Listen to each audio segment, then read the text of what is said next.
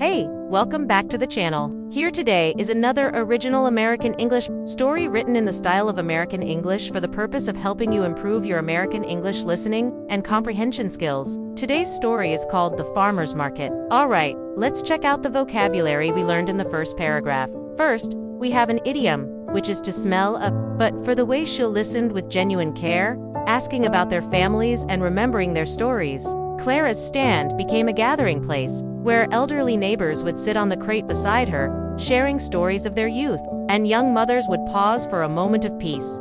As their children tasted samples of fresh berries, Clara wanted to contribute something special, so she stayed up late for nights, canning jars of apple butter, baking small loaves of pumpkin bread, and tying them with twine, adding handwritten notes that read, "Thank you for supporting local." On harvest day, customers lined up at Clara's stand, drawn not only by the sweet smell of the bread, but by the warmth that radiated from her genuine smile. Clara wanted to contribute something special, so she stayed up late for nights, canning jars of apple butter, baking small loaves of pumpkin bread, and tying them with twine, adding handwritten notes that read, "Thank you for supporting local." On harvest day, customers lined up at Clara's stand, drawn not only by the sweet smell of the bread, but by the warmth that radiated from her genuine smile. On Christmas Eve, neighbors arrived at Clara's porch one by one, bringing baskets of food, small gifts, and envelopes to help her with winter bills, whispering. First, we have the word arrived, and we use it in the past tense arrived. And this is basically what it means in regular English. It means they came to her house, but specifically it's talking about them coming to her house to deliver things. Okay, next we have the word stream, but it's not talking about a river. It's talking about how the tears streamed down her face, and this means that the tears ran very quickly and abundantly down her face. Next, we have the phrase symbolizing hope and welcome. This is kind of a more advanced way of speaking, and what it means is that lighting the candle represented or symbolized hope and welcome. Okay, and then finally, we have the phrase to feed an entire town's soul. This is kind of an idiom. It's not talking literally about feeding people, but it's talking about how her kindness nourished the people of the town, the residents of the town. So it gave them hope, it gave them happiness, it gave them strength.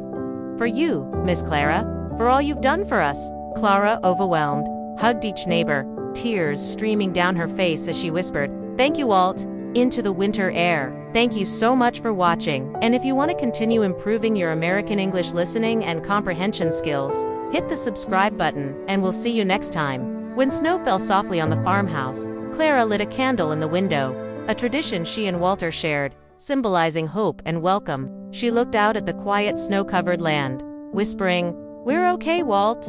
We're okay." When spring returned, Clara reopened her farmer's market stand, finding that customers returned with even more gratitude, bringing stories of how her small acts of kindness helped them through their toughest days. Clara realized that her little stand was more than a source of income. It was Walter's legacy living on in every jar of jam handed to a hungry child, every smile shared over a paper cup of cider, and every neighbor who paused to feel seen and valued.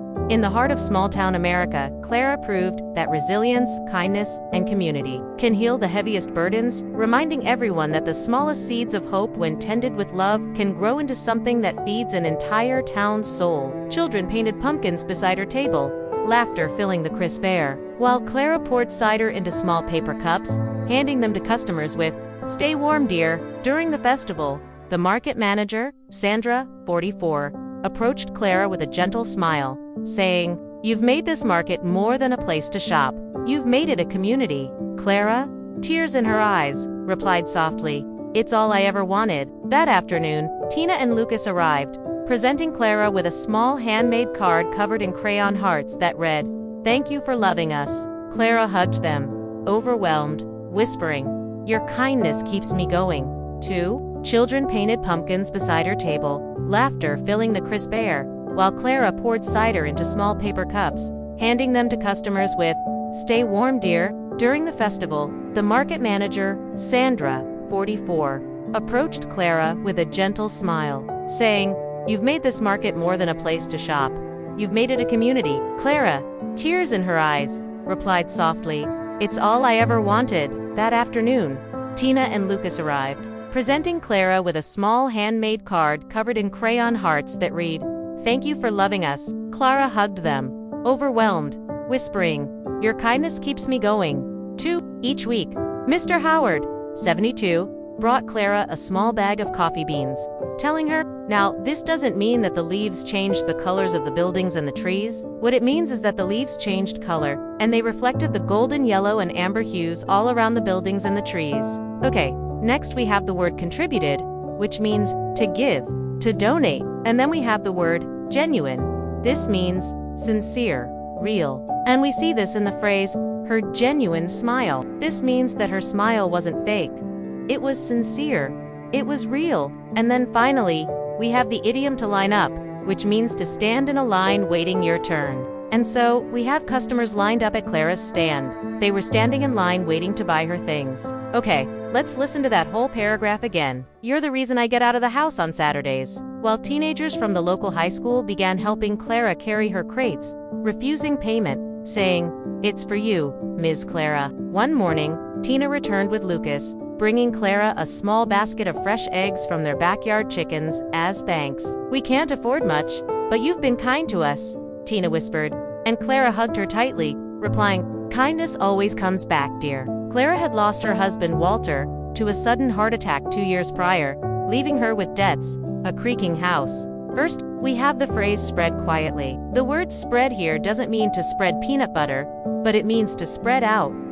So it is saying that the news of Clara's kindness spread to all the different people at the market. And so, they started coming to her stand because of her good reputation. Okay, next we have the word elderly, which simply means old. And then we also have a new idiom, which is to come back. This doesn't mean to literally come back, but it means that the kindness that you give, the generosity you show others, it will come back to you in one way or another. And then finally, we have the word generosity, which is the quality of being generous. It's the fact that you give willingly, that you give without expecting anything back. And so that's why the story says that kindness always comes back. It's because of her generosity, and a promise she made to him on his last day, "I'll keep the land alive." Well, Clara's hands were calloused, her back often sore from tending her small garden alone. But she refused to give up, waking before dawn to pick cucumbers, tomatoes, and berries to bring to the market. The market was her lifeline, not just for income, but for the conversations, the small smiles, and the sense of belonging in a world that had often felt empty since Walter's passing. One Saturday morning, as she set up her table, a young boy, Lucas 8, approached, clutching a single crumpled dollar bill, his eyes wide as he pointed to a jar of strawberry jam. This means that the morning in Lebanon, Tennessee smelled like fresh earth, because the ground had recently been tilled and turned. So this is how the soil smelled. And then we have the word song. But it's not talking about a song you and I sing. It's actually talking about the sound that the cicadas make. Cicadas are these big, noisy insects that show up every summer, and they make this loud, repetitive noise. And so it says that the song of the cicadas rose with the sun. Another way to say that is the song of the cicadas got louder as the sun came up. Okay.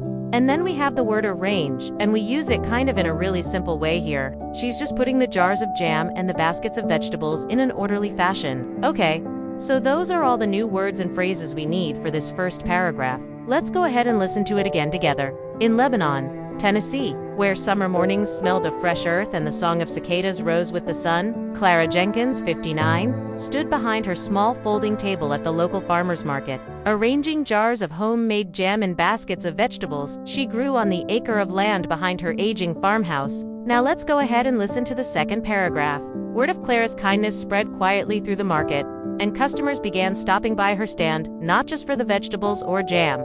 All right, let's check out some of the vocabulary from this paragraph.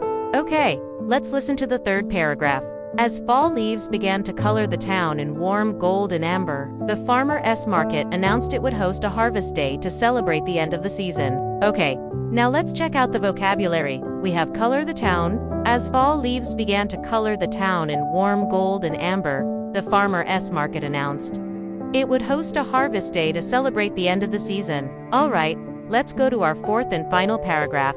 Winter arrived, and the market closed for the season, but Clara continued tending her garden, preparing for spring, knowing Walter would have wanted her to keep going. And now let's take a look at the new words and phrases. Well, that's gonna do it for today.